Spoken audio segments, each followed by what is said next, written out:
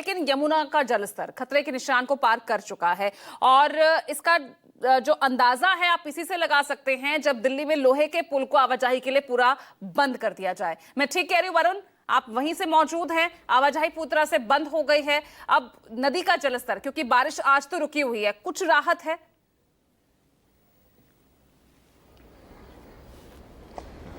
देखिए, बहुत स्पष्ट है कि दिल्ली के अंदर लोहे का पुल तभी बंद होता है, पिछले कुछ सालों की अगर बात करें तभी बंद होता है जब लगातार यमुना का जलस्तर खतरे के निशान से भी ऊपर पहुंच जाता है। यानी कि 207 के आसपास पहुंचने के बाद इस पुल को सेफ नहीं माना जाता और इसलिए तमाम ट्रेनें जो है वो रद्द कर दी जाती हैं। जो यहाँ से निकासी होती है, जो रोड मार्ग है, सड़क मार्ग है, उसको बंद कर दिया जाता है। लेकिन पहले ज़रा नज़ारा देखिए, ये तस्वीर सच में डराने वाली है। जहाँ मैं खड़ा हूँ यहाँ से यमुना कम से कम 30 मीटर दूर बहती है और इस समय यमुना यहाँ पर पहुँच चुकी है। तो आप समझ सकते हैं बहाव जो गति के साथ है वो समझाने के लिए काफ़ी है कि लगातार हर 2 घंटे में, हर 2.5 घंटे में 1 लाख क्यूसेक पानी हत्तीकुंड बैराज से छोड़ा जा रहा है और शाम तक आते आते पानी, यानी कि 48 से 72 घंटे का समय लगता है यहाँ तक पहुँचते पहुँचते। और जैसे से पानी यहाँ पर आएगा ये जल अपने आप में विकराल रूप दिखाता हुआ नजर आएगा। तेज़ बहाव लगातार यमुना का ये समझाने के लिए काफ़ी है कि पुराना लोहे का ब्रिज बंद करना एक मजबूरी है। लेकिन इसके अलावा मजनू का टीला, उस्मानपुर, गड्ढा कॉलोनी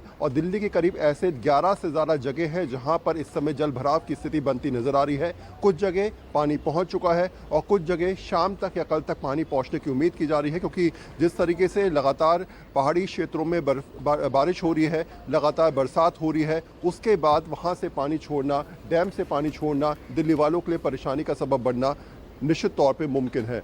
ये देखेंगे आप पूरा इलाका करीब, ये अभी भी आपको सामने की तरफ रेस्क्यू बोट नज़र आ रही होगी। रेस्क्यू बोट्स चलाई जा रही है, एनडीआरएफ की तरफ से कोशिश की जा रही है कि जो लोग भी कहीं फंसे हैं उनको हटाया जाए। राहत शिविर दिल्ली सरकार की तरफ से लगाए गए हैं। करीब 45 से ज़्यादा ऐसे कैंप्स बनाए गए हैं जहां पर करीब 10,000 लोगों को रोकने की व्यवस्था की जाए। तो इन कैंप्स की जगह कोशिश दिल्ली सरकार की ये भी है कि जैसे ही नॉर्मल स्थिति होती है वापस इनके गंतव्य तक इनको भेजा जाए। लेकिन 2 से 3 दिन कम से कम ये मान के चलिए ऐसे ही यथास्थिति आईएमडी के हिसाब से रहने वाले हैं। पहाड़ी क्षेत्रों में बरसात की स्थिति बन सकती है, दिल्ली एनसीआर में भी बारिश की स्थिति बनती रहेगी और ऐसे में अगर 48-72 घंटे बारिश होती रहेगी तो शायद ये स्थिति सामान्य होने का नाम नहीं लेगी, बल्कि और ज़्यादा मुश्किल पैदा कर सकती है।